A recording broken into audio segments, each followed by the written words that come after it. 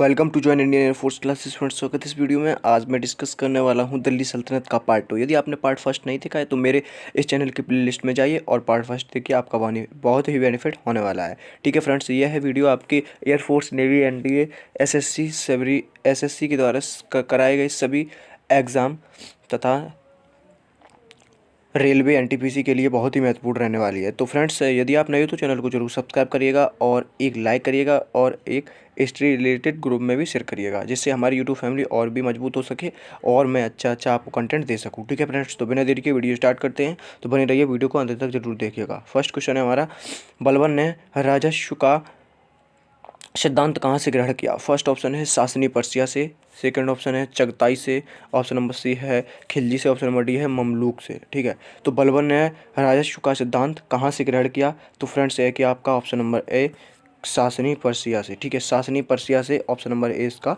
Right answer है। ठीक है, राजस्व का सिद्धांत कहाँ से ग्रहण किया इन्होंने ग्रहण किया सासनी पर्सिया से। ऑप्शन नंबर ए इसका करेक्ट आंसर होने वाला है। ठीक है, चलिए नेक्स्ट क्वेश्चन है आपका, दिल्ली के किस सुल्तान के सिक्कों पर सर्वप्रथम अरबी में लेख है? Option number A Qutubuddin Aibak, option number B है इल्तुतमिश, ऑप्शन नंबर सी है बलबन, ऑप्शन नंबर डी है रजिया।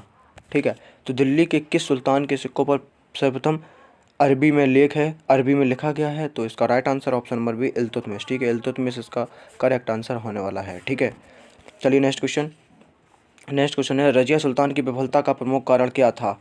रजिया सुल्तान की विफलता का प्रमुख कारण क्या था? ऑप्शन नंबर ए है मंगोल आक्रमण, ऑप्शन नंबर बी है राजपूत विद्रोह, ऑप्शन नंबर सी है तुर्क सामंतों का षड्यंत्र, ऑप्शन नंबर डी है बीमारी। ठीक है, तो रजिया सुल्तान की विफलता का प्रमुख कारण था फ्रेंड्स ऑप्शन नंबर आपका सी।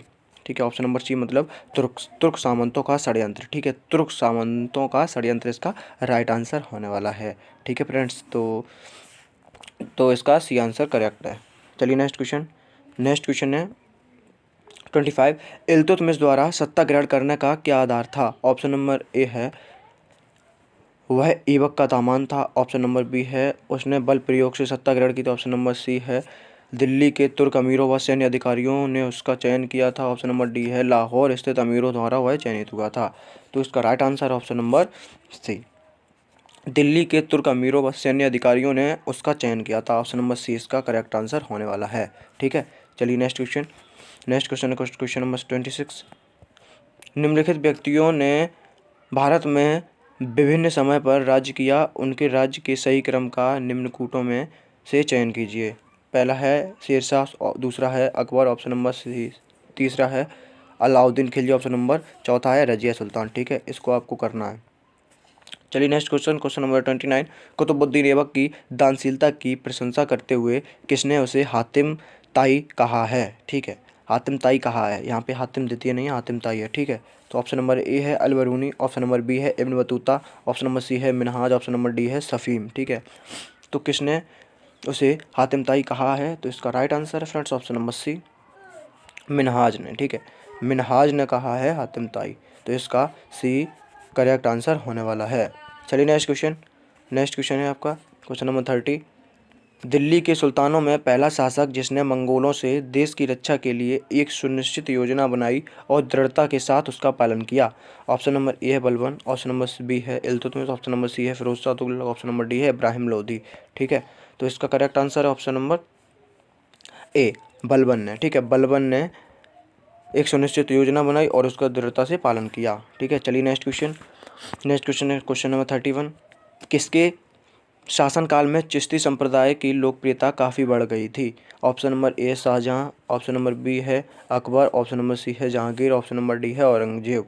ठीक है, तो किसके शासनकाल में चिश्ती संप्रदाय की लोकप्रियता बढ़ गई थी? तो इसका right answer option number B Akbar के शासनकाल में। ठीक है, अकबर के शासनकाल में चिश्ती संप्रदाय की लोकप्रियता बढ़ गई थी, काफ़ी बढ़ गई थी। ठीक है, चलिए नेक्स्ट क्वेश्चन है क्वेश्चन नंबर 32, मिनहाज उस सिराज निम्न में से किसका दरबारी इतिहासकार था? ऑप्शन नंबर ए है इल्तुतमिश का, ऑप्शन नंबर बी है नसीरुद्दीन का, ऑप्शन नंबर सी है बलबन का, ऑप्शन नंबर डी है अलाउद्दीन खिलजी का।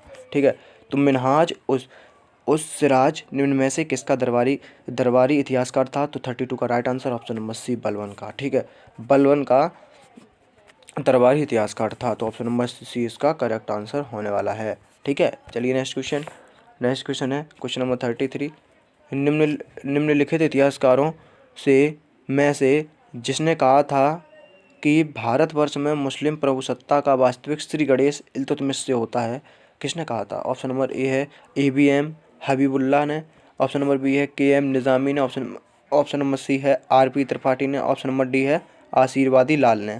ठीक है, तो किसने कहा था? तो ये कहा था option number C RP Tripathi ने। ठीक है, RP त्रिपाठी ने कहा था भारतवर्ष में मुस्लिम प्रभुसत्ता का वास्तविक श्री गणेश इल्तुतमिश से होता है। ठीक है, चलिए नेक्स्ट क्वेश्चन है क्वेश्चन नंबर 34। इक्ता किस भाषा का शब्द है? ऑप्शन नंबर ए है फारसी का, ऑप्शन नंबर बी है तुर्की का, ऑप्शन नंबर सी है अरबी का, ऑप्शन नंबर डी है उर्दू का। तो इक्ता किस भाषा का शब्द है? तो फ्रेंड्स इसका right answer option number A फारसी भाषा का। ठीक है, फारसी भाषा का इक्ता शब्द है, ऑप्शन नंबर ए इसका करेक्ट आंसर होने वाला है। चलिए नेक्स्ट क्वेश्चन है शमसी वंश का अंतिम शासक था। ऑप्शन नंबर ए है बलबन, ऑप्शन नंबर बी है आराम शाह, ऑप्शन नंबर सी है Nasiruddin Mahmud, option number D है मुइजुद्दीन। ठीक है, तो शमसी वंश का अंतिम शासक कौन था? तो इसका right answer option number C Nasiruddin Mahmud. ठीक है, ऑप्शन नंबर सी इसका करेक्ट आंसर होने वाला है। चलिए नेक्स्ट क्वेश्चन है 36। बलबन का पुत्र जो मंगोल आक्रमण में मारा गया वह कौन था? ऑप्शन नंबर ए है बुगरा खां, ऑप्शन नंबर बी है शहजादा मोहम्मद, ऑप्शन नंबर सी है कै खुसरो, ऑप्शन नंबर डी है रेहान। ठीक है, तो 36 का right answer option number B Shahzada Mohammad. ठीक है, शहजादा मोहम्मद बलबन का पुत्र था जो मंगोलों के द्वारा मारा गया था। ठीक है, जो मंगोलों के द्वारा मारा गया था, तो बी इसका करेक्ट आंसर होने वाला है। चलिए नेक्स्ट क्वेश्चन है क्वेश्चन नंबर 37। निम्नलिखित में से किस एक सुल्तान के विरुद्ध हाजी मौला ने विद्रोह किया था? ऑप्शन नंबर ए है इल्तुतमिश, ऑप्शन नंबर बी है Razia Sultan, option number C है अवलवन, ऑप्शन नंबर डी है अलाउद्दीन खिलजी। ठीक है, तो निम्नलिखित में से किस एक सुल्तान के विरुद्ध हाजी मौला ने विद्रोह किया था? तो इसका right answer option number D Alauddin Khilji के खिलाफ हाजी मौला ने विद्रोह किया था। ऑप्शन नंबर डी इसका करेक्ट आंसर होने वाला है। ठीक है, चलिए नेक्स्ट क्वेश्चन है आपका क्वेश्चन नंबर 38। निम्न स्थानों पर विचार कीजिए। फर्स्ट है मालवा, सेकंड है चित्तौड़, ऑप्शन नंबर 3 है रणथंभौर, ऑप्शन नंबर 4 है गुजरात। अलाउद्दीन खिलजी की विजय का सही कालानुक्रम क्या है? ठीक है, तो अलाउद्दीन खिलजी ने किस किस क्रम में विजय किया था? तो इसका आपको उल्लेख करना है। तो इसका right answer option number D, पहले इन्होंने गुजरात विजय किया था, फिर उन्होंने रणथंभौर विजय किया था, फिर उन्होंने चित्तौड़गढ़ विजय किया था, फिर उन्होंने मालवा किया था। गुजरात, रणथंभौर, चित्तौड़ और मालवा। ठीक है फ्रेंड्स, तो इसका डी इसका करेक्ट आंसर है। ठीक है, डी इसका करेक्ट आंसर है। चलिए नेक्स्ट क्वेश्चन है क्वेश्चन नंबर 39। राज्य कार्यों में उलेमाओं का विरोध किसने किया? राज्य कार्यों में उलेमाओं का विरोध किसने किया? Option number A Alauddin Khilji, option number B है औरंगजेब, ऑप्शन नंबर सी है बलबन ने, ऑप्शन नंबर डी है फिरोज तुगलक ने। ठीक है, तो राज्य कार्यों में उलेमाओं का विरोध किसने किया? तो 39 का right answer option number A Alauddin Khilji ने। ठीक है, option number A Alauddin Khilji इसका करेक्ट आंसर होने वाला है। चलिए नेक्स्ट क्वेश्चन नंबर 40। दक्षिण भारत का एक राज्य जिसने अलाउद्दीन की प्रभुता को स्वीकार नहीं किया था। ऑप्शन नंबर ए है देवगिरी, ऑप्शन नंबर बी है तेलंगाना, ऑप्शन नंबर सी है पांड्या, ऑप्शन नंबर डी है होयसल। ठीक है, तो दक्षिण भारत का एक राज्य जिसने अलाउद्दीन खिलजी की प्रभुसत्ता को स्वीकार नहीं किया था, तो इसका correct answer option number C Pandya वंश ने। ठीक है, पांड्य वंश ने अलाउद्दीन खिलजी की प्रभुसत्ता को स्वीकार नहीं किया था, तो सी इसका करेक्ट आंसर होने वाला है। चलिए नेक्स्ट क्वेश्चन है क्वेश्चन नंबर 41। अलाउद्दीन खिलजी विश्वास करता था। ऑप्शन नंबर ए है उदार निरंकुशता पर, ऑप्शन नंबर बी है पूर्ण निरंकुशता में, ऑप्शन नंबर सी है सम्मित द्वारा पूर्ण निरंकुशता में, ऑप्शन नंबर डी है उदारता की सहायता से शासन में। ठीक है, तो अलाउद्दीन खिलजी विश्वास करता था, तो इसका करेक्ट आंसर है 41 का right answer option number C सम्मति द्वारा पूर्ण निरंकुशता में। ठीक है, सम्मति द्वारा पूर्ण निरंकुशता में, ऑप्शन नंबर सी इसका करेक्ट आंसर होने वाला है। चलिए नेक्स्ट क्वेश्चन है 42। अलाउद्दीन के आक्रमण के समय वारंगल पर किस राजवंश का शासन था? अलाउद्दीन के आक्रमण के समय वारंगल पर किस राजवंश का शासक था? ऑप्शन नंबर ए है चालुक्य का, ऑप्शन नंबर बी है चोल का, ऑप्शन नंबर सी है काकतीय का, ऑप्शन नंबर डी है यादव का। ठीक है, तो 42 का राइट आंसर है ऑप्शन नंबर सी काकतीय वंश का। ठीक है, काकतीय वंश का शासन था। ठीक है, अलाउद्दीन के आक्रमण के समय वारंगल पर काकतीय वंश का शासन था, तो ऑप्शन नंबर सी इसका करेक्ट आंसर होने वाला है। ठीक है, चलिए नेक्स्ट क्वेश्चन है 43। निम्न में से किसको 1000 दिनारी की पदवी दी गई? निम्न में से किसको 1000 दिनारी की पदवी दी गई? ऑप्शन नंबर ए है अल्प खां को, ऑप्शन नंबर बी है मलिक काफूर को, ऑप्शन नंबर सी है नुसरत खां को, ऑप्शन नंबर डी है जफर खां को। ठीक है, तो निम्न में से किसको 1000 दिनारी की पदवी दी गई? तो 43 का right answer option number B Malik Kafur को। ठीक है, ऑप्शन नंबर बी इसका करेक्ट आंसर होने वाला है। चलिए नेक्स्ट क्वेश्चन है इसका, निम्नलिखित में से किसने दिल्ली के 8 सुल्तानों का शासन देखा? ऑप्शन नंबर ए है जियाउद्दीन बरनी ने, ऑप्शन नंबर बी है शम्स सिराज अफीफ ने, ऑप्शन नंबर सी है मिनहाज उस सिराज ने, ऑप्शन नंबर डी है अमीर खुसरो ने। ठीक है, तो निम्न में से किसने दिल्ली के 8 सुल्तानों का शासन देखा? तो इसका right answer option number D अमीर खुसरो ने। ठीक है, अमीर खुसरो ने दिल्ली के 8 सुल्तानों का शासन देखा। ठीक है फ्रेंड्स, ऑप्शन नंबर डी इसका करेक्ट आंसर होने वाला है।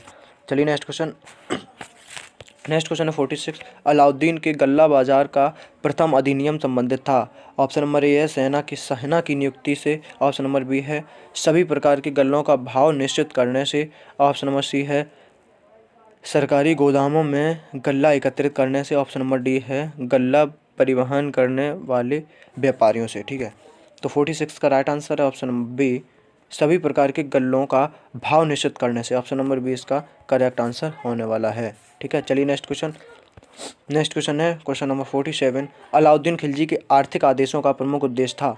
ऑप्शन नंबर ए है व्यापार को प्रोत्साहित करना, ऑप्शन नंबर बी है शक्तिशाली सेना रखना, ऑप्शन नंबर सी है दुकानदारों को दंडित करना, ऑप्शन डी है जन कल्याण। ठीक है, तो अलाउद्दीन खिलजी के आर्थिक आदेशों का प्रमुख उद्देश्य था, तो 47 का right answer option number B शक्तिशाली सेना रखना। ठीक है, मजबूत सेना रखना जिससे कोई सामने आए तो उसे उड़ा दिया जाए। ठीक है, यह है उनका उद्देश्य था, शक्तिशाली सेना रखना। ठीक है, ऑप्शन नंबर बी इसका करेक्ट आंसर होने वाला है। चलिए नेक्स्ट क्वेश्चन है 48। अलाउद्दीन द्वारा दिल्ली में मद्य निषेध के आदेश का प्रमुख कारण था? ऑप्शन नंबर ए है आर्थिक, ऑप्शन नंबर बी है नैतिक, ऑप्शन नंबर सी है राजनीतिक, ऑप्शन नंबर डी है धार्मिक। ठीक है, तो अलाउद्दीन द्वारा दिल्ली में मद्य निषेध के आदेश का प्रमुख कारण था, तो 48 का right answer option number C राजनीतिक। ठीक है, राजनीतिक इसका right answer, option number C इसका करेक्ट आंसर होने वाला है। ठीक है, नेक्स्ट क्वेश्चन है 49। खलीफा की सत्ता मानने से किसने इनकार किया था? Option number A Qutbuddin Mubarak Khilji ने, ऑप्शन नंबर बी है इब्राहिम खिलजी ने, ऑप्शन नंबर सी है बहीम खान ने, ऑप्शन नंबर डी है जंतुल खान ने।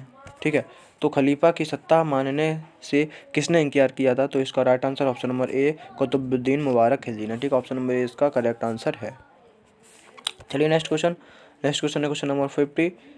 बरनी के अनुसार वह कौन सा सुल्तान था जिसने हिंदू प्रमुखों को कंगाल बना दिया?